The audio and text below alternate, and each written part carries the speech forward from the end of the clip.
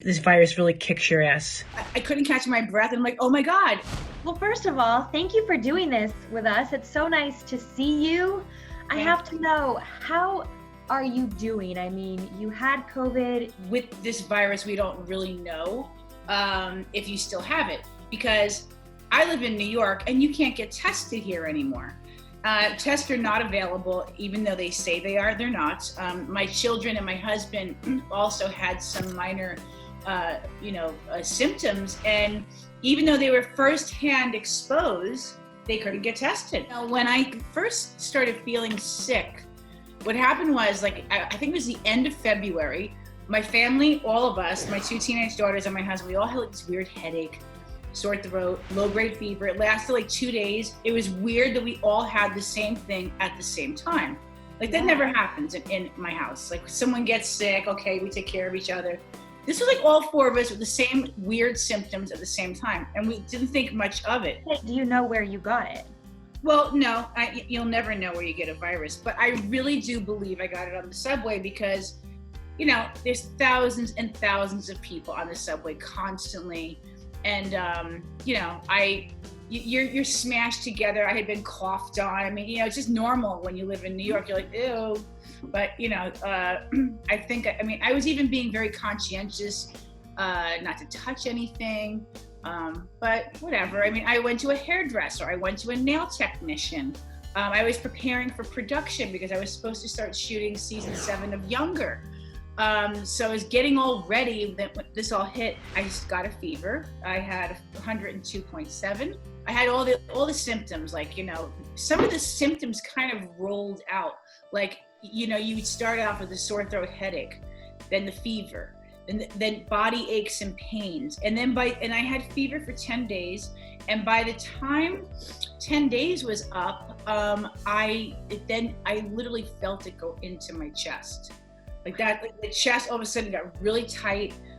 So I did a virtual doctor visit. He prescribed me albuterol, which is an inhaler, that codeine cough syrup, so I could sleep at night, and that coughs, spores all over. Now you have to understand that, I got tested and I had to wait 5 days. I went to urgent care. I saw that on your Instagram that you couldn't get a test, and then it was 5 days to get the results of that test. Yeah, and I was like, what do you mean I don't meet a criteria? I take the subway. I was in Italy in the beginning of January. Who knows? I don't understand why there is a criteria. If you have flu-like symptoms and you're in a pandemic, just test me, for Christ's sake. So I walked into urgent care and they tested me for flu. They shoved a Q-tip thing up my nose. I swear it reached my brain.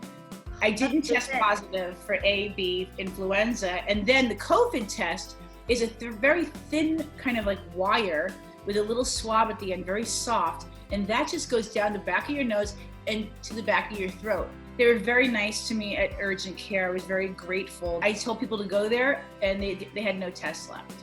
In New York, it hit here like a tornado. Yeah. And I had one evening of where I had a bit of a panic attack because I started coughing, and I used my inhaler, and it kind of sent me to a spasmodic cough, and I started and I couldn't catch my breath, and I'm like, oh my God. I got through it, and the recovery, during that process, by the way, I was in bed, and I applied for to donate plasma. And a month later, literally last week, I got an email, a phone call, and they were like, can you come in? I'm like, yeah, I didn't think you were gonna call me. They're like, no, you're number 7,373. That's why we didn't get to you right away. Everyone's calling to donate blood. You haven't taken a test though a second time that determines or that has said that you're negative. So you could still technically have it, or you could still test positive. Yeah. I mean, they won't be giving me a COVID test. I don't have any symptoms. I mean, I had every symptom that you've read about, including the most telltale one was losing complete loss of taste and smell. I've been doing all types of stuff, like taking lots of immune boosters, like zinc and oregano oil. I did a video thing with a Chinese doctor. I got Chinese medicine that they were using a lot in China to help people recover. Are you worried at all that you could get it again? I'm really not worried. I feel like with viruses, generally if you get the flu one season, you don't get it again in the same season. I think I could definitely get it again in the fall, or maybe, I'm hoping I don't get it again before they get that vaccine. But your body develops immunities, and so I think I'm better off than someone who hasn't had it. Right. I watch Governor Cuomo give his press briefings almost daily. Do you think that testing is getting a little bit better in New York at this point, since when you don't even feel like it's getting better? No, nobody can get a test. I think Cuomo's doing an amazing job at least trying now to be strict and fix the problem. I mean, the truth of the matter is they didn't want to close the schools. They didn't want to close like Madison Square Garden. I was supposed to take my daughter to a Billie Eilish concert, and I'm thinking to myself, like, oh my God, like I don't want to be around 20,000 screaming teenagers. I'm older, I'm 55, I've been a smoker. I don't really want to be around all these kids. What am I going to do? Why are they opening up a huge venue like that? Why are they making our kids get on the subway? I think that they acted a little bit too late here because we are so congested and on top of each other. And they were not following the protocol of what they do in Italy or Spain. I don't know how with people opening up states like Texas or Georgia opening up a bowling alley. Like, we really need a bowling alley opened? Essential. Yeah. I mean, I cut my acrylics off like when this first came down. My nails are a disaster. We're in it together. Yours are better than mine. I'm not even going to show you mine. But I haven't done my color. I'm kind of embracing it. It's great. I was going to ask, because I saw that you posted that picture on Instagram with the gray hairs coming in, and I have sort of found a way to cover some of mine, but you see a little bit. Are you sort of embracing this sort of natural way of living? Are you loving? It's kind of nice, I think. I don't love it. I mean, I'm forced to embrace it. I don't know if you can see here. I can't. But it's really coming in. I'm letting it go because I think it's really good to give your hair a break.